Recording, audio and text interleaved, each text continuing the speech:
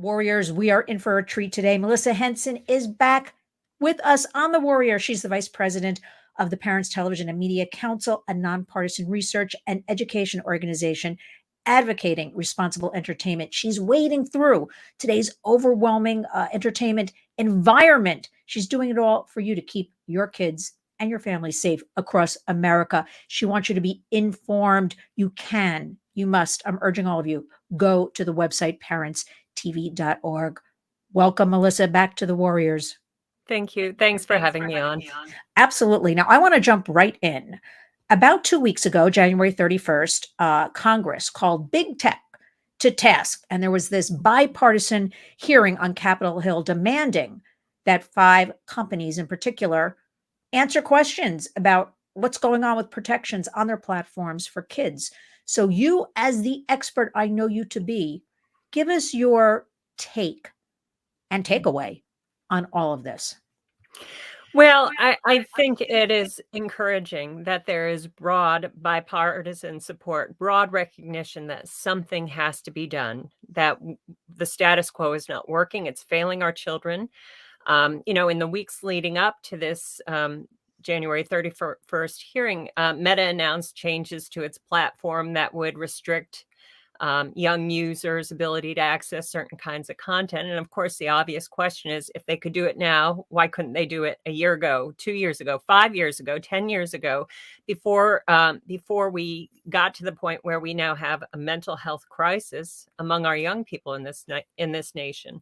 So clearly, there's more that Meta is capable of doing. They're just not willing to do it. And I think what we saw from the testimony of the different social media companies that were represented there is that there is a lack of will among all of them to do anything to protect our kids. So really, it's going to require activism on our part. It's going to require intervention on the part of Congress. Okay, now let's go back a little bit. Let's break it down, because Melissa, when I say Meta to people, they still don't even understand what Meta is. So Right. tell us what Meta is now, because I'm trying to brainwash everybody, because they just change words. A lot of these big tech platforms, they just rename themselves. And also tell us about the 5 different companies that were represented that day. Sure. Yeah. So Meta is the parent company of both Facebook and Instagram. They also own WhatsApp. A couple of years ago, there was a lot of talk about these virtual reality and AI and all this sort of thing. And that's also something that Meta was working on developing and building out these tools so that you can do everything in this sort of virtual world. The metaverse is what they called it. So Meta is the parent company of these 2 major social media companies, Facebook and Instagram. But beyond Meta, we also saw represented on that panel someone from Discord. And interestingly, it was mentioned at the beginning of the hearing that he did not appear in that hearing willingly. They had to deliver a summons for him to come, and even at that, they had to have marshals deliver the summons. He was reluctant to participate. We also saw TikTok represented there. We also saw Twitter, now known as X, represented, and we also saw what have I mentioned? TikTok, Snap. Yes, thank you, Snap. I still call it Snapchat, but it's Snap. Yeah, you're right. Thank you. They just change the names, Melissa. They just start changing things around. That's about it, to confuse us even more. Yeah. So we saw them. I do know, besides Discord, there were 2 other companies. I think it was Snap, and it was 2 other ones were served subpoenas. It was Meta, and I think TikTok came on their own accord. I think and the that's other right. 3 had to be subpoenaed. That tells me everything. If 3 companies had to be subpoenaed. Yeah. I was a little disappointed I did not see Apple there. Because there's something currently going on. We're part of the HEAT initiative, because they're allowing the CSAM, the child sexual abuse material, to be stored on their iCloud. So the photos, the images, but they were nowhere to be found. But we'll take the 5 that showed up. Lay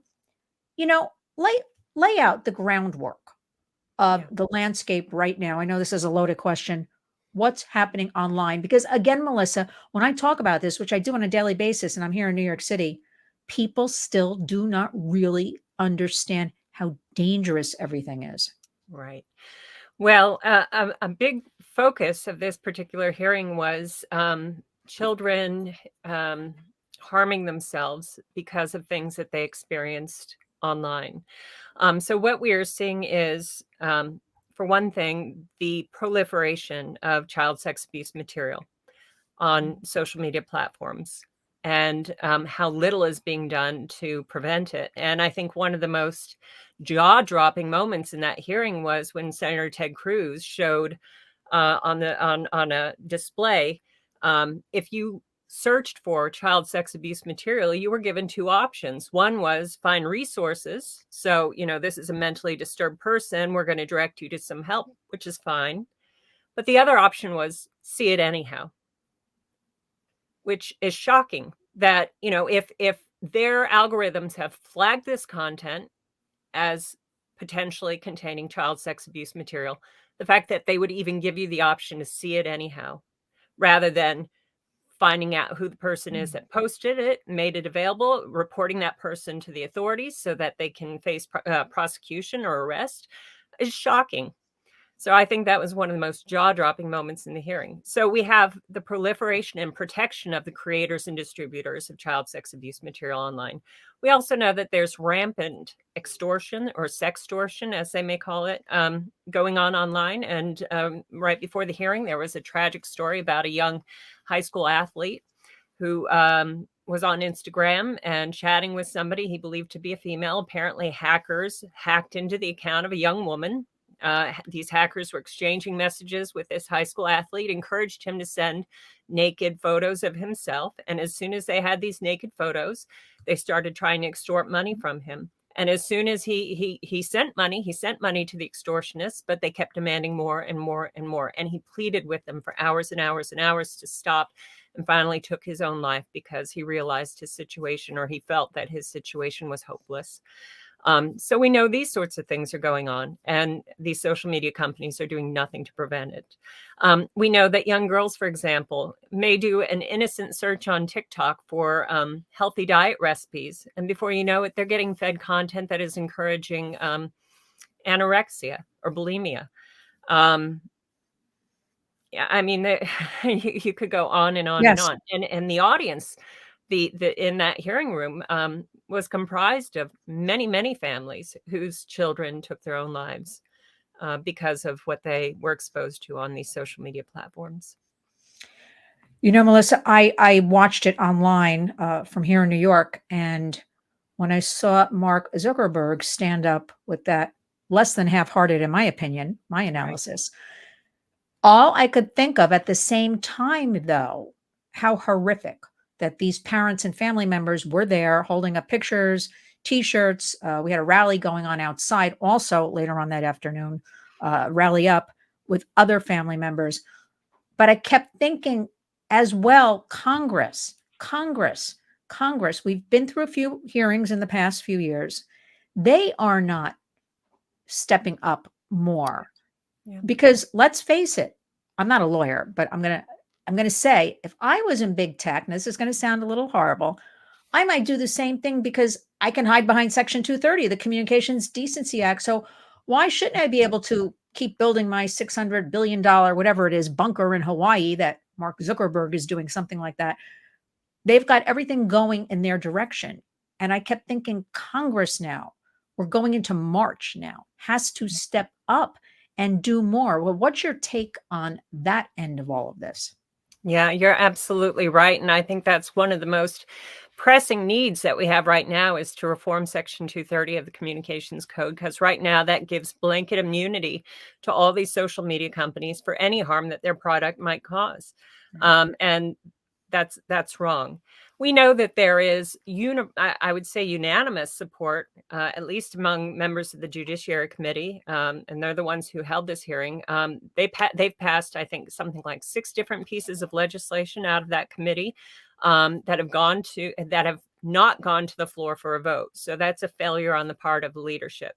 to not bring these bills to a vote on the full floor of the House and Senate, because we've got the Kids Online Safety Act, we've got the Children's Online Privacy Protection Act, we've got the Earn It Act. There have been a number of bills specifically to address Section 230 reform.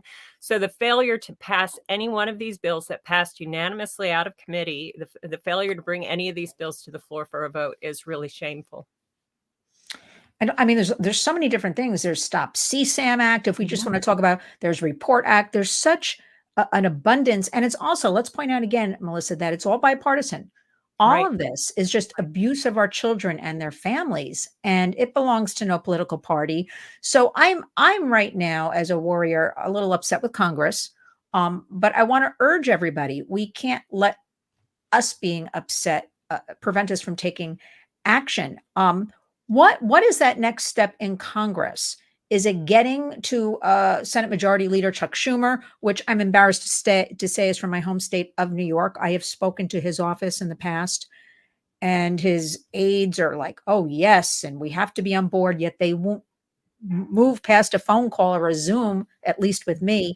What is that next step that we need to take as organizations and nonprofits, individuals, and also that Congress has to do immediately? Like what can they do? Can they urge Chuck Schumer? Like what is it laid out for us?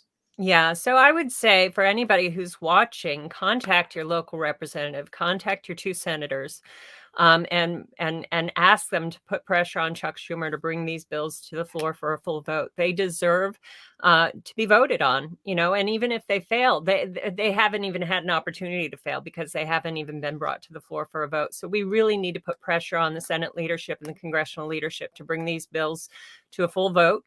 And I think there are a number of organizations. I know we at the PTC have, pre-populated message that you can use to send off to Chuck Schumer to urge a vote on this. But here's the reality is we know that these media companies are pouring billions of dollars into lobbying to block these pieces of legislation. They have deep pockets. They're very powerful. But I don't want to cause people to think that this is a hopeless situation, because it's not. Because ultimately, these representatives do have to answer to the voters, and they need to hear from you. They need to know that you are going to hold them accountable if they fail to do anything to protect children online. I'm glad you said that, because we always here at the Warriors want to have a message of hope, because we want to always lay out the reality and the landscape, but we always want to have a takeaway, which is why, parentstv.org, you have a lot of great material. People can go there, just follow your lead, be updated on what's happening, because people have to understand that these people work for us.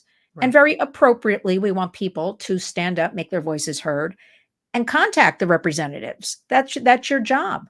And so I'm spending a lot of time getting people get out and vote, whether that's for, these child safety issues or whatever. Even our upcoming presidential election, people have to get out and vote, as opposed to, it doesn't matter. I'm not going to do anything because it just doesn't matter. We have to change that mindset.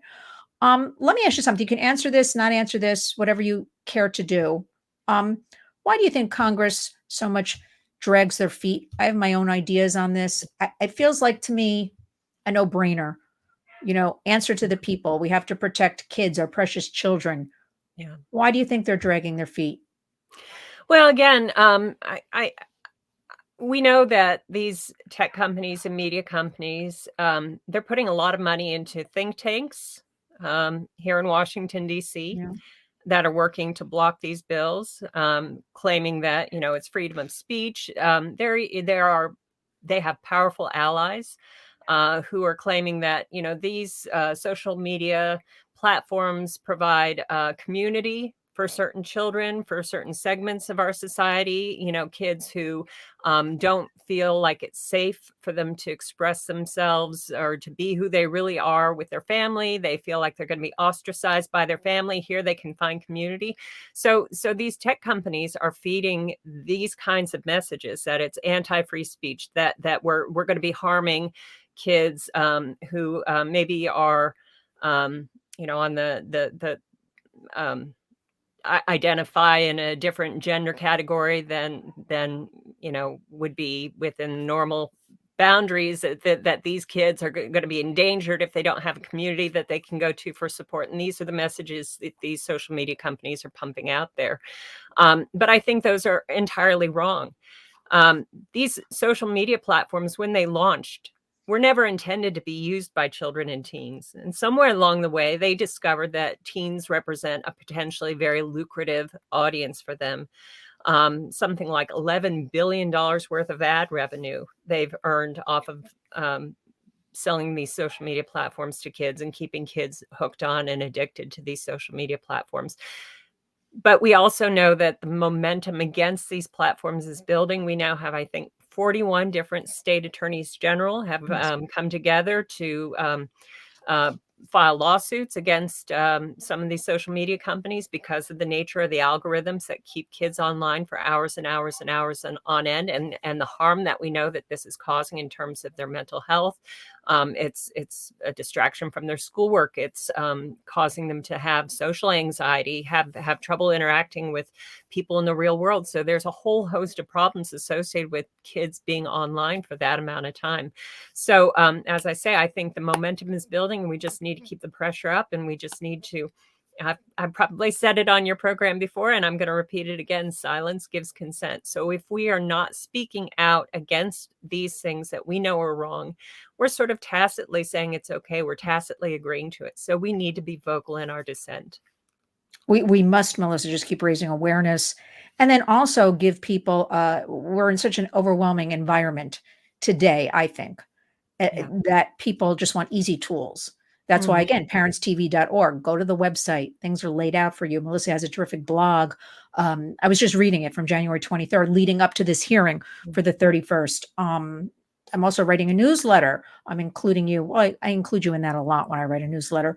There's a lot of good information out there, but people have to know about it. Right. And also there's power in numbers. I know that's kind of like a corny saying that people have said for decades, but that is the truth, that we have to empower them to come together, to vote, to urge their representatives. House.gov, you can find out who represents you, Senate.gov.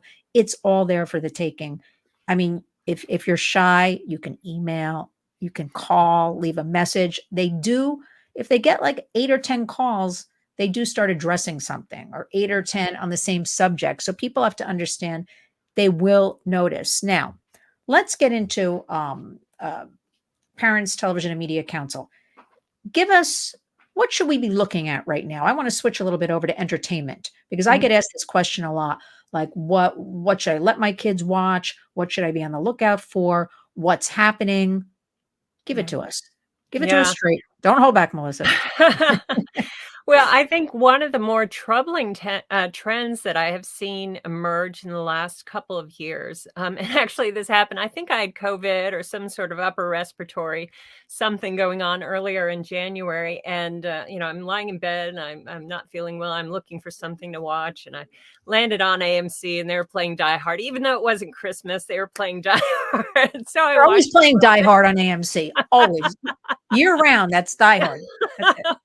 That's it. But during the commercial break, I'm seeing all of these programs being advertised that have this sort of demonic or satanic element to it. And this is not an isolated thing, because we saw, and maybe we talked about, Lynn, you and I, a program on FX that aired just a couple of years ago, Little Demon, which was about the girl who was supposed to be the daughter of Satan. She was supposed to be the Antichrist. And, the Satan is depicted as this sort of, every man who's just trying to reconnect and have a relationship with his rebellious teenage daughter. Like this is a perfectly normal situation. Well, we also know that in January, Amazon Prime Video launched a new animated series called Has Been Hotel, which again is about the daughter of Satan and Lilith. But the whole opening sequence for this series is about how Lucifer was just a dreamer, and he had these beautiful ideas for humanity, and the angels just couldn't deal with his creative vision, and so they cast him out of heaven and sent him to hell. And I mean, they're trying to turn Lucifer into some kind of a hero, and his daughter is depicted as chipper and warm-hearted and outgoing and friendly, and she just wants to do what's best for humanity. And so heaven is this horrible place where they send angels to hell every year to slaughter millions of souls. And so she wants to give these souls a path to redemption and send them up to heaven. It's a complete inversion of good and evil. And this is in a cartoon, and a cartoon that started on YouTube. So don't doubt that your kids are aware of it. Don't doubt that your kids have at least some awareness of it, even if they're not watching it. And it's rated TVMA. So there's some really toxic messaging coming out of Hollywood that is, pro Satan, pro hell, pro demonic possession, pro all these sorts of, like I said, it's a complete inversion of good and evil. Listen, not to make light of drugs, but that whole scenario you just laid out, because I'm noticing in a lot of the content, very it's not just like bad content, or even there's a lot of sexual content, but like this satanic taking. Now, I don't know, Melissa, I didn't learn any of this in Catholic school growing up. I don't know. Like, this is just the total brainwashing, but we know what does society do? They go after our young people. I guess because big tech is going after them. They're the eyeballs, they're making the money for big tech. The entertainment, I have a background in entertainment. I still have a hand in it. They go after the money. So they're getting our kids, which I'm noticing so much content is really blurred. It's really adult content. It's kind of all Right. blurred together. The children, youth are becoming one with adults. So that is something I think parents need to be aware of, what Absolutely. your kids are looking at. And also, you mentioned before online. I've had a lot of parents tell me they put, I don't know, this was an actual story, Peppa Pig. She put it on for her little 4-year-old and then went into the next room, the kitchen, to wash the dishes. And when she came out, it was a total like pornographic Peppa Pig, something going on. Yeah. What can you add to that? Because I'm hearing a lot of stories about they think it's innocent, and then the kids are looking, and once seen, you can't unsee this stuff. You Right. have any Right. updates for us on any of that? Yeah. I mean, this is a problem that YouTube is aware of. They created this YouTube Kids, which was supposed to be a safe environment for kids to browse videos and watch videos, where they wouldn't be exposed to some of the adult content that's on the regular YouTube. But what we're finding is that there are a lot of bad actors out there that are sneaking perverse messages into programs that look like innocent cartoons, or that are sort of carrying the branding or the identity of a familiar children's programs, so that it sneaks past the parents. So it is absolutely a problem, and I think it just needs. I think we all need the reminder that you cannot trust the social media companies to keep this stuff away from your kids. You can't trust any of the media companies to do what's in your child's best interest. And there are always going to be bad actors. So no matter what workarounds these companies may devise to limit your child's exposure, there are always going to be bad actors who are going to figure out a way to get around those workarounds. So I think we just need to be super vigilant. And if you have a child under 12, there's no way they should ever be on a device that's unsupervised. Just no. Don't just put a iPad in your kid's hand and then think that you're off the hook because your child's going to be entertaining himself for the next hour or two. You have to be there. You need to be looking at the screen. You need to be seeing what the child is seeing in real time. Do not just put that device in your child's hands. And I would say the same is true with older children and teens too. There's no legitimate reason that I can think of to be putting an iPhone in the hand of a 12-year-old. There just isn't. And I know a lot of folks will say, well, my kid may need to get in touch with me, or, they have after school activities. I need to be able to call them if I'm going to be delayed and not able to pick them. And there's every excuse in the world. But, your kids have coaches, those coaches have phones, or they have scout leaders and the scout leaders have phones, or they have activities coordinators, and those activity coordinators, get the numbers of those adult leaders so that you can be in touch. There's no reason to put a smartphone in the hands of a 12-year-old. But they even have phones such as Gab, and Right. I certainly Right. I just promote them because I like them, Yeah, you know. and Bark has a smartphone now too. Yes. Yep, So yep, the kids don't, because there are some studies that say, more than a few studies, kids feel so left out if they yeah. don't. So this way, there's no internet on that phone. It looks like they have a phone or the watch, and they feel better. But we have to teach, as my great friend Chris McKenna says, it's delay is the way, and we have wait until 8th, all these things, Yep. again, there's parental autonomy. It's tough. So like all we can do is provide information like this, like you're doing, Melissa, and guide them a little bit again in this overwhelming environment. A couple of things before we finish up.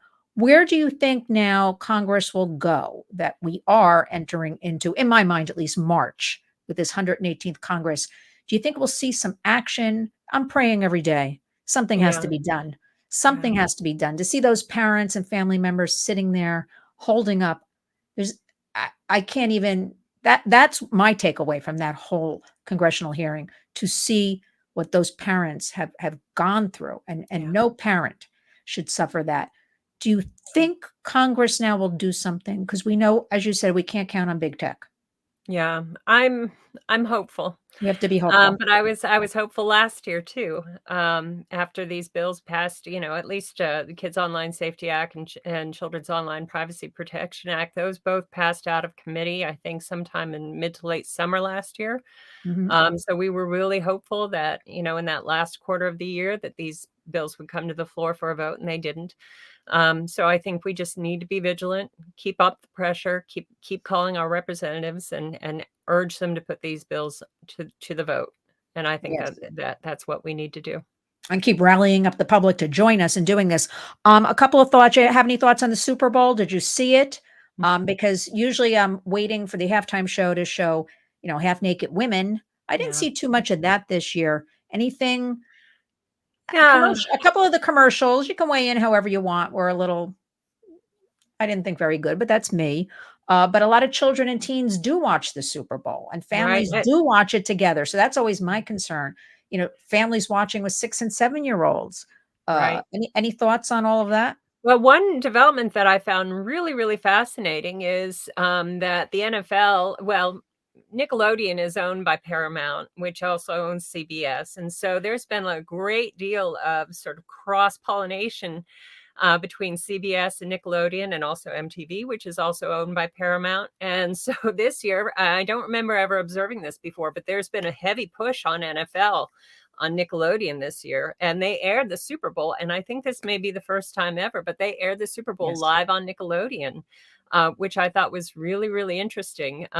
So the fact that they are trying to promote this to a younger audience could be a positive sign that they recognize that this is a family brand. It's a way for families to be entertained together, and so they're going to try to keep it clean. It does seem like they tried to keep the commercials cleaner this year, and it does seem like they tried to keep the halftime show cleaner this year. So that could be a positive development as long as they continue to focus on keeping it a clean, family-friendly experience. But boy, I mean, if we'd had a Super Bowl halftime show like we did back in when was it, 2005 or whatever, with Justin Timberlake and Janet Jackson, and that was airing on Nickelodeon, what a catastrophe that would be. So well, I don't I, know what this means for the future, but I found that to be a fascinating development. Well, here's what I think. I think that they realize they are in a crisis and losing a lot of money. So they better clean it up real fast, or as much as they can, to bring it to a wider audience and a family audience, because there's a lot of money to be made in family entertainment. And frankly, we don't have enough Right. appropriate, in my opinion, family entertainment. Finishes up with, how can the public help you? We want to support you. Yeah. We want everybody to be aware of parentstv.org, to be on the lookout. Tell us how everybody can help you. Yeah, I appreciate that. You can find us online at parentstv.org, and I would encourage folks to sign up to receive our Yeah. emails. They're free. You don't have to pay to receive them, but we try to give folks tools and means to take action. Um, a pre-populated letter that they can send to Chuck Schumer, for example, or a letter that they can send to advertisers, or a petition that they can sign. So we try to keep folks informed and updated. We try to provide positive entertainment recommendations. We try to provide tech tips for families so that you are better equipped to protect the children in your life. So the best thing you could do would be to sign up to receive the emails, and those come every week. And stay up to date, as Melissa's pointing out, on what is happening in this environment. But you forgot something very important, which I'll mention for you. People should also donate. We cannot be shy, Melissa, about things. We have to keep all of this going. We know we can't count on big tech. We can't count on the government. Let's just put out the reality. So organizations such as yours, Parents TV, and Media Council, we have to support. The public has to know about it. So parentstv.org is the website, everybody. And also on X at the PTC. Correct. Thank I you want for that. everybody to follow. Of course, Melissa Henson, Vice President of the Parents Television and Media Council. Thank you for all you do. Thank you for keeping us informed. Thank you for helping me as a warrior to do my job better. Please let us speak again soon, because I'm sure we're going to have a lot more to speak about, a follow up on Congress, and also the entertainment landscape. It's never ending. So I hope we get to speak again soon. Thank you so much. Thank you, Lynn.